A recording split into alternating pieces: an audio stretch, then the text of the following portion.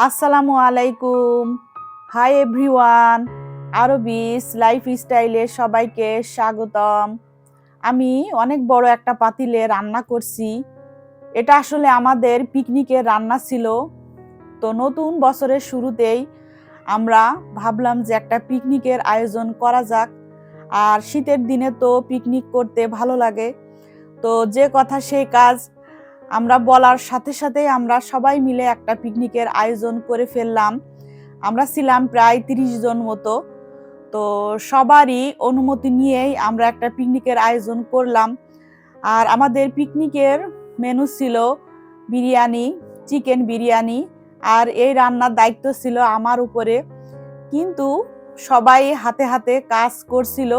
পিকনিকের আসলে আনন্দটাই হচ্ছে এটা, যে সবাই মিলে আমরা একসাথে হাতে হাতে কাজ করব, নিজেরা রান্না করব, আর গল্প গুজব আড্ডা থাকবে। বিশেষ করে ছোট যে বাচ্চাগুলো, তারা অনেক বেশি ওরা আনন্দ পায় আর কি, আনন্দ করছিল দেখলাম আমাদের এই পিকনিককে কেন্দ্র করে। আর যদি মাঝে মাঝে আমরা এরকম একটা পিকনিকের আয়োজন করতে পারি, এতে করে আমাদের যে আশেপাশের যে প্রতিবেশী বলি আর আত্মীয় স্বজন যারা আমরা কাছাকাছি থাকি, তাদের মধ্যে আরো বন্ধনটা আরো দৃঢ় হয়। তো আমি প্রথমে এই চিকেনটা রান্না করে নিলাম। তারপরে পোলার চালটা একটু ভেজে এখন পোলার চালের মধ্যে রান্না করা মুরগির মাংসটা দিয়ে দিচ্ছে সারার বাবা ফজলু ভাই আমাকে অনেক হেল্প করেছিল রান্নার ক্ষেত্রে। তো যেহেতু বড় পাতিলে রান্না করছি, এই পাতিলটা বারবার উঠানো নামানো, এই কাজে কিন্তু ফজলু ভাই সহযোগিতা করছিল। তারপরে একটু নেড়েও দিচ্ছিল। শুধু ফজলু ভাই না, সারার আম্মু ছিল, তারপরে জায়েবের আম্মু ভাবি ছিল, আর আমাদের যে আব্বাস ভাইয়ের স্ত্রী ছিল, উনিও অনেক হেল্প করেছিল।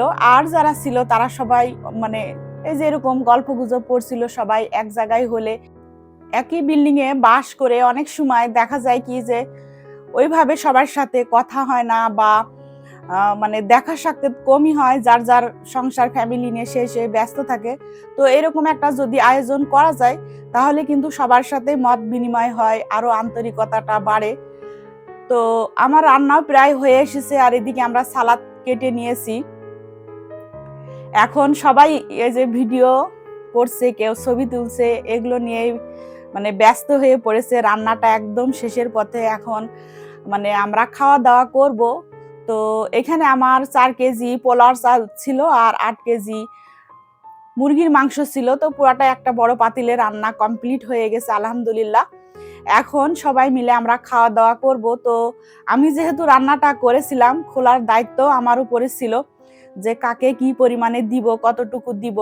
তো ওরা সবাই মিলে হাতে হাতে সহযোগিতা করছিল। আমার অথৈও কিন্তু বসেছিল না, সেও কিন্তু কাজ করছিল। তো আমি যখন খাবার খুলি, আমার হাতে প্লেট দেওয়া হচ্ছিল, আমি কিন্তু কারোর মুখের দিকে তাকাই নাই যে প্লেটটা কার, বা এই খাবারটা আমি কাকে দিচ্ছি। আমার হাতে দেওয়া হয়েছে প্লেট, আমি সমানভাবে সবাইকে ভাগ করে খাবার দিয়েছিলাম। আর সবাই বলছিল যে খাবারটা অনেক বেশি মজা হয়েছে। আসলে যারা খেয়েছিল তারাই ভালো বলতে পারবে। আর আমাদের বিশেষ একটা আকর্ষণ ছিল পাটিসাপটা পিঠা। আমি 30টা পিঠা অর্ডার করেছিলাম। সবাইকে আমি পার পার্সন হিসাবে অর্ডার করেছিলাম, সবাইকে এক পিস করে দেয়া হয়েছিল। আর এই পিঠার মূল্য ছিল 50 টাকা করে, আর সাথে কোক ছিল। তো সবাই খুব আনন্দ নিয়ে খাওয়া দাওয়া করলো। আর আমরা একসাথে হতে পারলাম, বা এক জায়গায় মিলে আমরা একটা আয়োজন করতে পারলাম। যারা আমাকে এই কাজে সহযোগিতা করেছিল, সবাইকে অসংখ্য অসংখ্য ধন্যবাদ। আর আমার ভিডিওটাও এই পর্যন্ত থাকলো আজকের মতো। আপনারা সবসময় ভালো থাকবেন, সুস্থ থাকবেন, অনেক আনন্দে থাকবেন, দেখবেন অনেক ভালো লাগবে। আল্লাহ হাফেজ।